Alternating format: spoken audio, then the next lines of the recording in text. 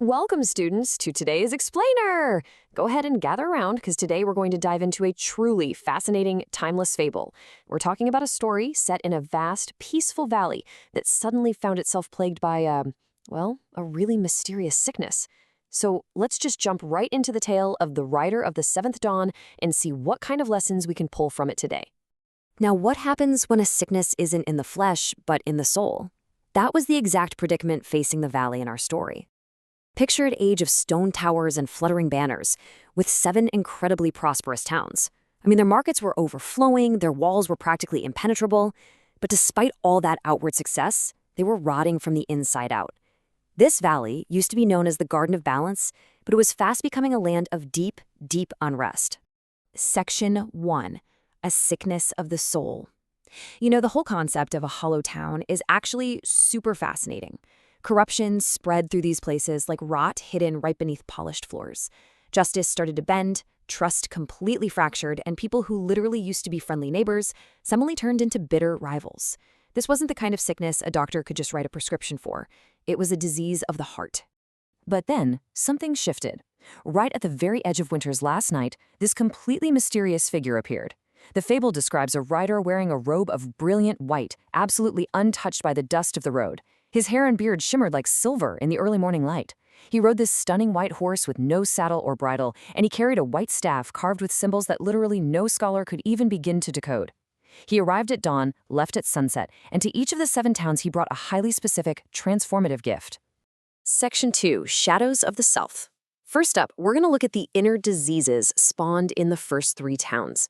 These are those deeply personal, internal diseases of the heart that the rider encountered first. Namely, greed, arrogance, and envy. So, the first town was incredibly wealthy, right? But its people were constantly starving for more. Merchants hoarded grain while actual children begged in the streets. When the rider spoke words of provision and trust, the air itself trembled, and this thick black smoke poured out of the people.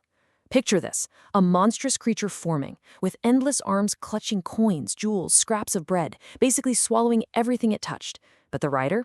He didn't even flinch. He produced the first gift. It was this radiant light that made the beast glow, melted its precious coins into dust, and dissolved the monster completely, like mist burning off under the morning sun. That radiant light was contentment. Contentment is a transformative tool used to loosen the grasp of greed and dissolve that endless hunger for more. When the rider pressed this gift into the monster's chest, the people of the town actually started to weep. It was like they were finally waking up from this long, painful hunger that they never even truly understood until that exact moment. Moving on to the second town, where the disease was pride. Scholars mocked anyone unlearned, and literally no one would ever admit they were wrong. When the rider spoke, the ground physically shook. The manifestation of all this arrogance was a towering, deafening beast made entirely of polished mirrors. It was endlessly reflecting its own image, roaring that absolutely nothing was greater than itself. To counter this, the rider brought the second gift. A brilliant light literally burst through the fractures, cracking those mirrors until the entire beast shattered into completely harmless little shards. And this crucial second tool was humility. Humility is a transformative tool used to shatter arrogance, allowing each face to see its own fragility. By breaking that endless, toxic cycle of self-reflection, the entire vibe of the town changed instantly. For the very first time, rulers actually stepped down from their high pedestals to just sit right beside laborers and actually listen to them.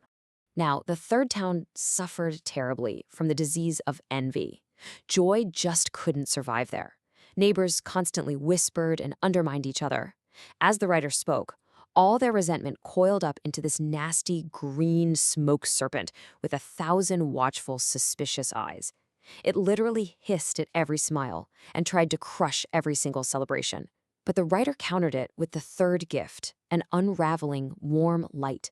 When he pressed it into the serpent's chest, every single one of those 1,000 eyes filled with light instead of suspicion. The whole monster just shrank and unraveled into absolute nothingness. That beautiful, warm light was gratitude. Gratitude is a transformative tool used to replace suspicion with light, allowing joy to actually survive. Once that serpent of envy was finally gone, the atmosphere totally shifted. The people of the town could finally genuinely congratulate one another without even a single trace of bitterness. Section 3. Shadows of the World. Okay, so we've looked at the inner monsters of the self. Now we're shifting gears to look at community fractures. These are the outer monsters that plagued the valley and the remaining 4 towns: anger, despair, injustice, and hatred. Basically, these sicknesses that tear communities apart from the outside. The 4th town was just loud with rage. Old feuds burned super bright, and blood answered blood. The monster that erupted here was this intense, flaming beast with claws made of sparks and breath made of thick smoke. It was lashing out so blindly it was even setting fire to its own limbs. That the writer countered this chaos with the 4th gift. And notice the powerful contrast here. Instead of destructive, blinding flames, this gift was a gentle, warming light. It caused the beast's raging fire to dim down into a soft, glowing ember, and then vanish entirely. That gentle light was forbearance. Forbearance is a transformative tool used to dim the flames of rage into light, ending those old, bitter feuds. It wasn't about fighting fire with fire, right? It was about transforming the very energy of that fire. And because of forbearance, by sunset that exact same day, sworn blood enemies were literally embracing in the streets, a real game changer. Now the 5th town was completely drowning in despair. Hope had withered away, doors were locked tight, and people's faces were just empty. As the writer's voice echoed through the streets, this heavy, pulling shadow formed into a massive faceless giant, dragging these incredibly heavy chains behind it. The weight of that despair was just palpable.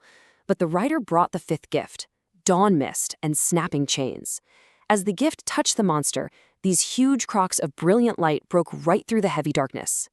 And that gift, as you might have guessed, was hope. Hope is the vital transformative tool used to break through darkness, open closed doors, and bring back songs to a silent town. Once that faceless giant of despair completely dissolved into the dawn mist, the town literally woke up. Windows were finally thrown open, and music triumphantly flooded back into the streets. The 6th town had plenty of laws, but absolutely zero fairness. The powerful constantly twisted the truth to serve themselves. When the writer arrived, the earth actually groaned, and this wildly unbalanced, monstrous scale rose up from the ground. It was literally crushing one side just to elevate the other. I mean, it's the perfect visual for oppression. But when the writer placed the 6th gift right into its center, this steadying, radiant glow spread outward until the entire unfair system completely collapsed into a pile of dust. That steadying force was justice. Justice is the transformative tool required to steady unbalanced scales. It ensures fairness in places where the powerful once twisted the truth. And the real-world application for this town was practically immediate. The corrupt judges actually repented on the spot, and all those unfair contracts that had been holding people down, they were completely rewritten.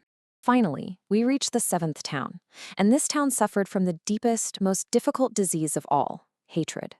Families were split apart, entire communities were totally fractured. Hatred was being passed down from generation to generation, like some kind of dark inheritance. The monster here was genuinely horrifying. It was a many-headed beast where every single head was snarling and viciously biting its own flesh, a super tragic picture of self-destruction. But the writer, he just stood silent and brought forth the 7th gift: pure brightness. When it touched the beast, all the fighting just stopped. Light traveled through every single limb, and that monstrous shape completely dissolved into pure, brilliant light. This ultimate gift was love rooted in mercy. It's a transformative tool used to stop fighting and dissolve hatred into pure brightness.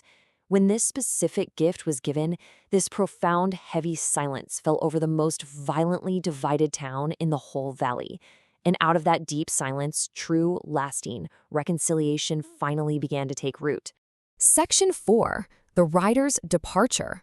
So in every single town, as sunset started to approach, the people gathered around. They were so incredibly overwhelmed with gratitude that they tried to offer the writer their greatest treasures. We're talking silks, heavy gold, even actual crowns. But he refused every single one of the whole shebang. He simply told them, "I am only a servant. The cure belongs to my master. I was sent only to remind you." And before night fully settled in, he rode off, leaving absolutely no trace of where he went. Now, the core lesson of this entire fable is simply this: light does not destroy darkness by striking it in rage. It enters and transforms it. And students, this is exactly why this matters. Diseases of the heart, all those inner monsters we've been talking about today, they cannot be cured by hatred. They can't be cured by living in denial, and they absolutely cannot be cured by force. They require true transformation. Let's take a second to reflect on the whole journey across the valley and look at how perfectly each disease maps to a radiant, transforming cure.